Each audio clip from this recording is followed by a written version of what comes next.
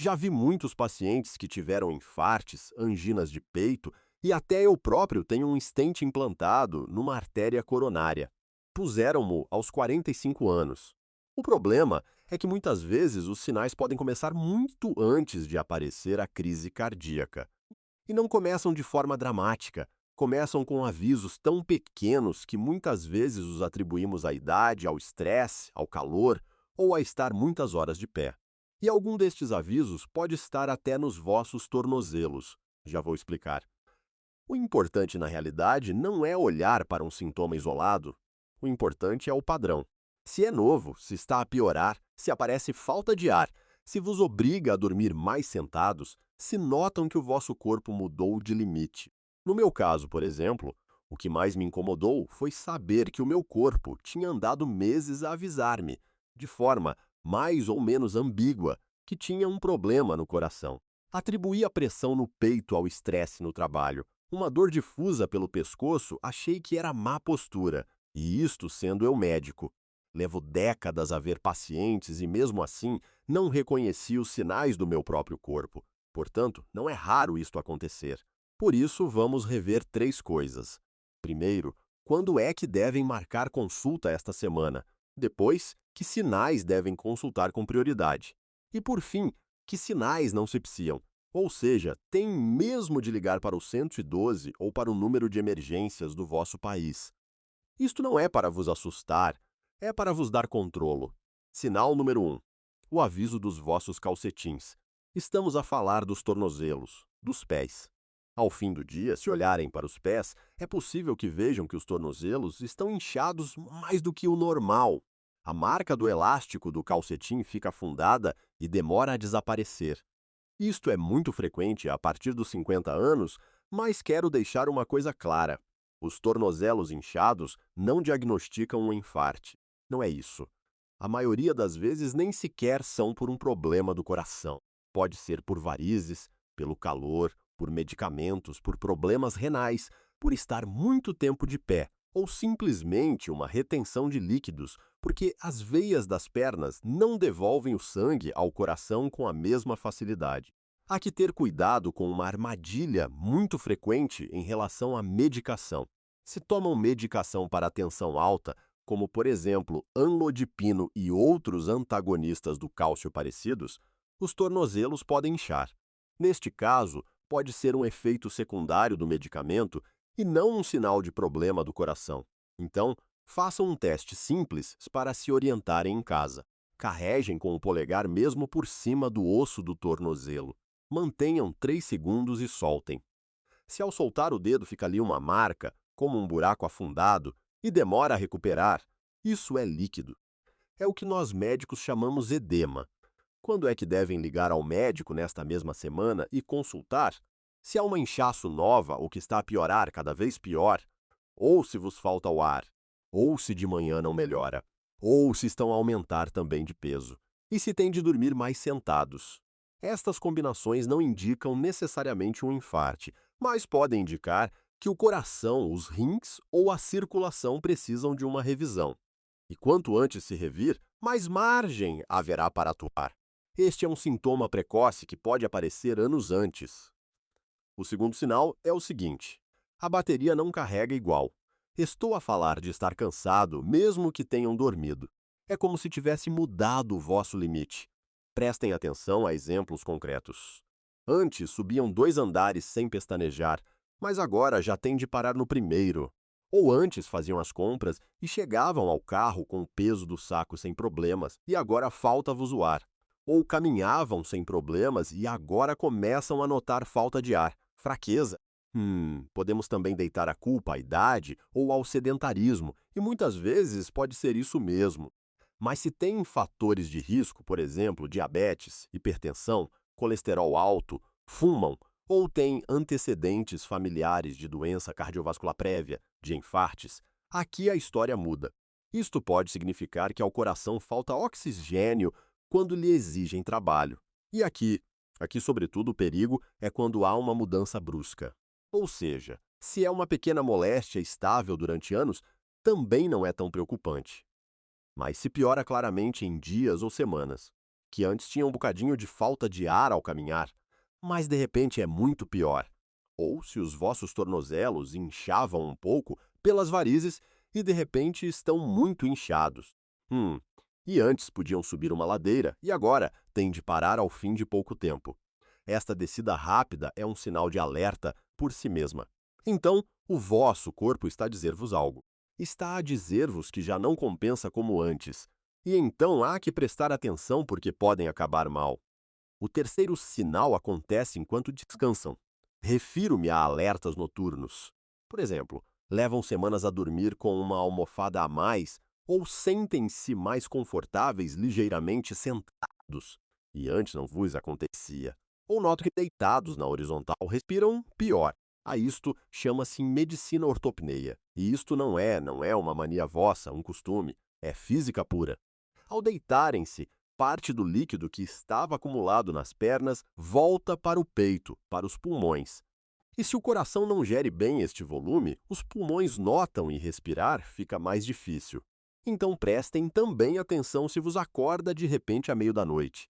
Ou seja, tem de se sentar na cama com sensação de falta de ar, com palpitações, ou necessidade de abrir a janela para procurar ar. Se isto vos acontece durante a noite, não estou a falar de insônia comum. Não estou a dizer que tenha cabeça a andar às voltas como uma rádio e que tenham de se levantar. Não. Falo de uma sensação física de ameaça, que acordam, que se afogam, com suor frio, a respirar mal, ou a sentir que precisam de se sentar para conseguir respirar. Se isto é novo, ou progride, ou aparece com dor, pressão no peito, ou com desmaio, falta de ar intensa, isto não podem deixar passar 2 semanas. Isto é pedir ajuda urgente. É evidente, não é? Depois, o quarto sinal mede as revoluções do vosso corpo. O motor está acelerado. A maioria das pessoas não sabe qual é o seu pulso em repouso. Mas se usam, por exemplo, um relógio inteligente, ou simplesmente alguma vez mediram o vosso pulso, prestem atenção a isto. Imaginem que o vosso pulso costumava estar estável sempre entre 60 e 65 batimentos por minuto. E de repente, durante dias ou semanas, notam que não baixa de 80 a 90. E não tem febre, nem tomaram mais café, e não mudaram a medicação. Não tem um motivo claro para se sentirem assim. Isto não significa automaticamente que tenham um enfarte, mas significa que algo mudou. Às vezes pode ser uma anemia, pode ser tireoide, ou às vezes pode ser uma infecção, desidratação, dor, ansiedade, apneia do sono, o álcool. Bom, há uma série de possíveis causas, até medicamentos. Pode ser uma arritmia, mas outras vezes o coração bate mais rápido porque tem necessidade de compensar uma perda de eficiência. É como um carro parado no semáforo, mas que tem um motor revolucionado. Não está, ou seja, não está a funcionar bem e então precisa de mais potência. Então, se tem este acelerar do coração com pulso irregular, com dor no peito, talvez até uma sensação de opressão, falta de ar, quanto mais sintomas, isto há que consultar. O quinto sinal é o efeito do apagão. A que me refiro? Não é a tonturas comuns ao levantarem-se rápido da cama. Refiro-me a uma tontura nova, intensa, em repouso, ou ao fazer um esforço, ou diretamente perder a consciência. Se isto vai acompanhado de uma fraqueza muito extrema, esta sensação de que me apagaram o interruptor de repente, sobretudo se ainda por cima vai com suor frio, um suor pegajoso, estranho, que aparece sem motivo claro, há que prestar muita atenção. Isto poderia ser uma baixa de tensão, uma hipoglicemia, uma desidratação, pode haver muitas causas. Mas se isto se junta com falta de ar, pressão no peito, náuseas, palidez intensa, uma sensação de ameaça, isto pode ser um alerta grave. Depende da intensidade dos sintomas e dos que se somam, porque pode ser um risco de um problema cerebral ou do coração comprometido. Então não esperem para ver o que acontece. Depois temos o sexto sinal, que é o mais traiçoeiro de todos. É a dor disfarçada. A que me refiro? O coração nem sempre assinala de forma direta ao peito. Às vezes, o que faz é camuflar-se atrás de uma falsa lesão muscular. Por exemplo, pode doer a mandíbula, o pescoço, as costas, o ombro esquerdo, até ambos os braços. Eu, por exemplo, Tive pacientes que estiveram tempo a ir à fisioterapia por uma suposta dor nos braços. E acontece que o problema real estava nas coronárias. O que acontece aqui é que há um curto-circuito de interpretação do corpo. O coração partilha vias nervosas com zonas do pescoço, da mandíbula, dos ombros, dos braços, da parte alta do abdômen. E quando ao coração falta oxigênio, o cérebro pode confundir-se e sentir o dano longe do coração, embora seja no coração. Outras vezes, o problema pode disfarçar-se de problema digestivo. E aparecem náuseas, peso, ardor estranho ou uma pressão na boca do estômago. Esta armadilha é importante sobretudo em mulheres, em pessoas mais velhas, em diabéticos, porque em muitas mulheres o problema não se apresenta como uma cena de filme, com a mão assim no peito ou com o sintoma típico. Pode aparecer com falta de ar, cansaço estranho, náuseas, às vezes pressão na boca do estômago, dor nas costas, na mandíbula, uma sensação de mal-estar que não encaixa. Isto já vi algumas vezes. Levei alguns sustos com algumas pessoas. Dizem-me que nunca lhes doeu o braço e só sentiram uma má digestão ou uma pressão estranha aqui. E a dor não cedia com nada. Esta dor disfarçada é perigosa. Estas dores que expliquei por quê, porque podem confundi-las com uma contratura, com má digestão ou até com estresse. E isso atrasa uma consulta importante. Se tem uma moléstia estranha no pescoço, na mandíbula, nas costas, no braço, no estômago, que aparece ao caminhar rápido, ao subir escadas ou ao fazer um esforço, e cede ao parar, aqui acendem-se os alarmes. E se essa pressão se instala no peito como se fosse um bloco de cimento, e se acompanha de suor frio, falta de ar, náuseas ou tontura, ou como se vos apagassem o interruptor, aí já chegamos a um ponto em que se acabaram as dúvidas. Tem de ligar para as emergências. Chegados a este ponto, o importante não é que vivam com medo, mas o contrário, já tem um mapa. Já sabem que sinais podem ser banais, quais merecem marcar consulta, quais não se esperam em casa. E se reconheceram algum destes sinais que expliquei, não significa que vá acontecer algo hoje. Significa que é importante olhar com calma, com dados, com ajuda médica que for preciso. E prestar atenção. Também há uma segunda questão que é importante. É como prevenir isto. Não quer dizer que tenham de viver obcecados com o coração, mas saber 3 gestos simples que baixam a carga do sistema. Aqui a boa notícia é que o sistema cardiovascular pode melhorar muito quando lhe tiram carga. Aqui não precisam de mudar a vossa vida inteira de repente, mas podem começar por 3 coisas. Quais? Primeira, caminhar. Se podem 30 minutos a passo ligeiro, a maioria dos dias. Se agora vos custa porque têm problemas nos joelhos, ou estão em baixa forma, ou têm cansaço, comecem com 10 minutos 2 vezes por dia.